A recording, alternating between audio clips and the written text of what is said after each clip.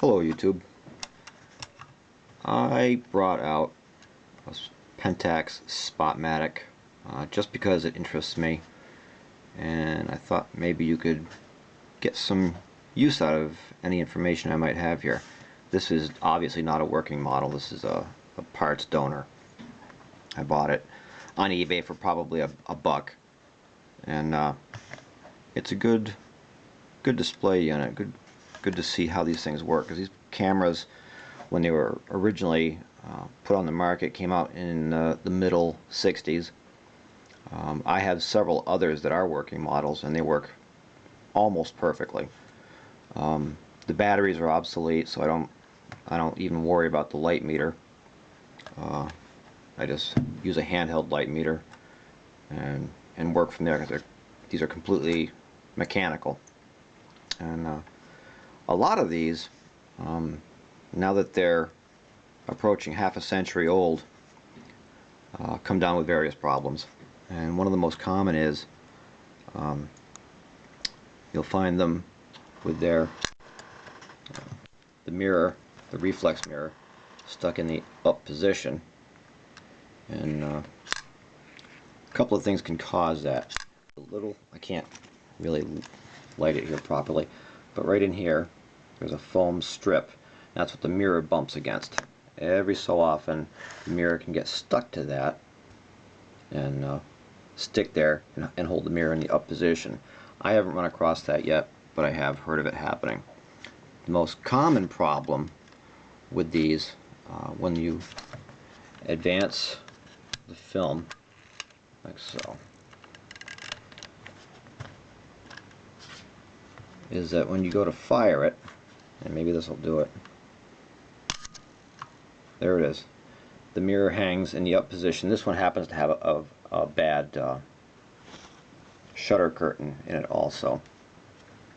But what will happen is that the mirror sticks in the up position, and most of the time, if I can get this to focus in here, what you'll have is this gear here. When you fire the button, this gear spins, and you can't see it from this angle, but there's a pin on this gear that comes around, and it's supposed to hit the back side of this arm, push it up, and dislodge the shutter release. So it's supposed to do something like that. When this gets pushed up, this little gizmo here that you just saw drop comes out off the edge here, drops down. Now very often what will happen is these two gears, I think this one is tensioned, I'm not sure about that, it doesn't really matter. These two gears will get gummed up from dust, old lubricant, film stuff, just old age problems, and they'll get sticky. What I have done on most of the ones I've gotten that have sticky shutters is, the first thing I do is I take a Q-tip, and I'm not actually going to do this, I'm just going to go through the motions. A Q-tip with alcohol. Get a drop of alcohol on there and just mush it down in there as best as able, right around in there, so that the alcohol gets on the gear, under it, and down through any moving points.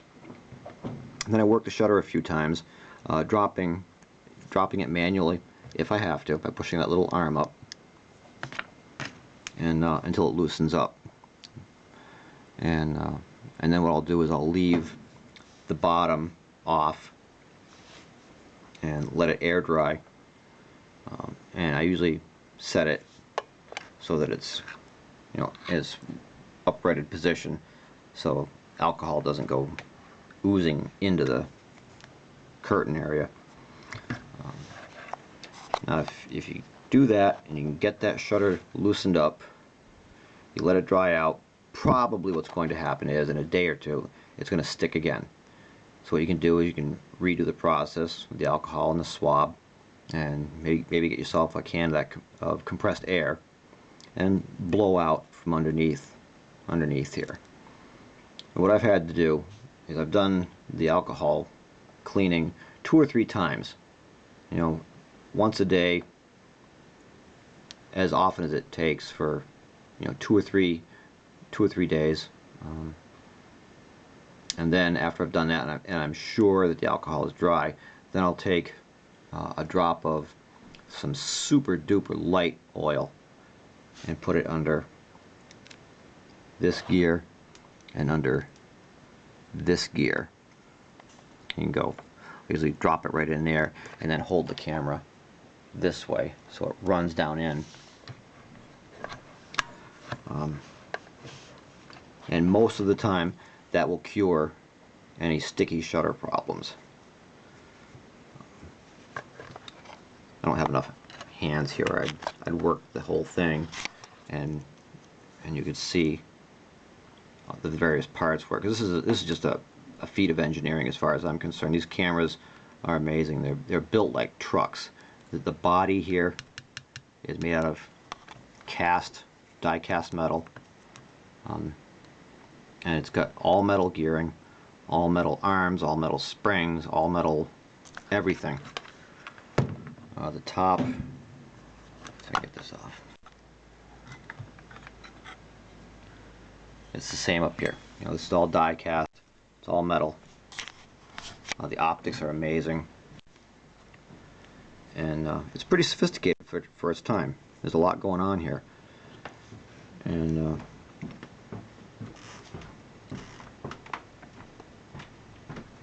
you can see some more. Maybe you can't see some more gears down in there. Just a wonderfully made camera. It's solid. It's got weight to it, and with a little bit of care, that 40-year-old camera might very possibly go for another 40 years with good reliability. In their day, they were cutting edge. The first SLRs, they had through the lens metering. This is an SP. This is an early model. Later ones, the Spotmatic SP2, I think they were called, or possibly the F had the hot shoe. It's just a wonderfully made camera, and they're a lot of fun to work with because they're totally manual, and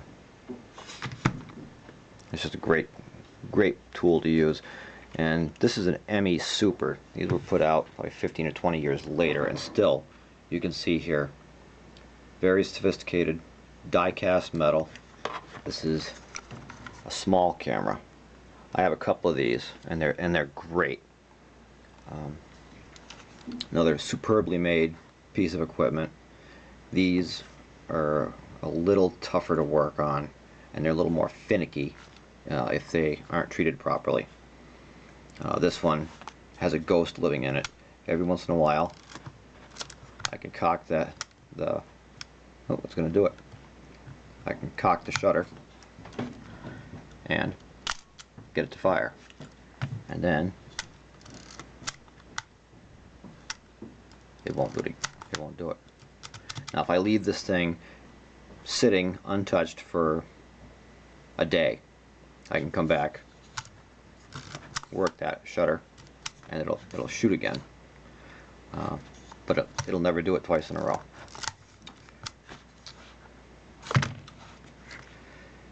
Anyhow, but these are great, and I have a couple of these, several Spotmatics, and I buy them on eBay for cheap money. I usually buy the ones that are, quote, abused children. They're a little bit beat up. They're not really clean. They probably have some mechanical problems. I think I probably paid $1 for this one because I bought it knowing that it was broken. I think the most I ever paid for one was $5, and this is the only one of the 4 or 5 of these that I have that doesn't work.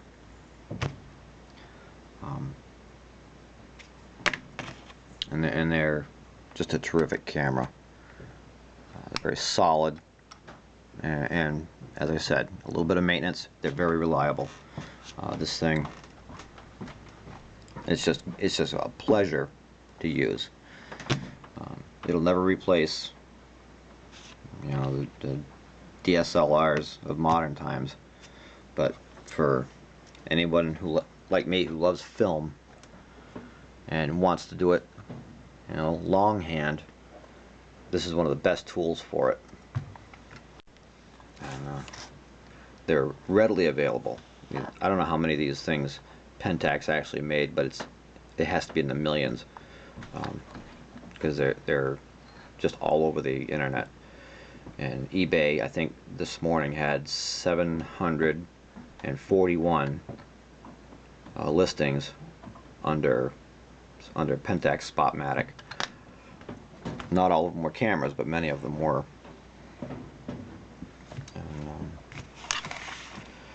And there you have it. Until next time, when I think I'll compare the Spotmatic maybe to one of my Russian cameras, which are also very heavy and very sturdy in their own way.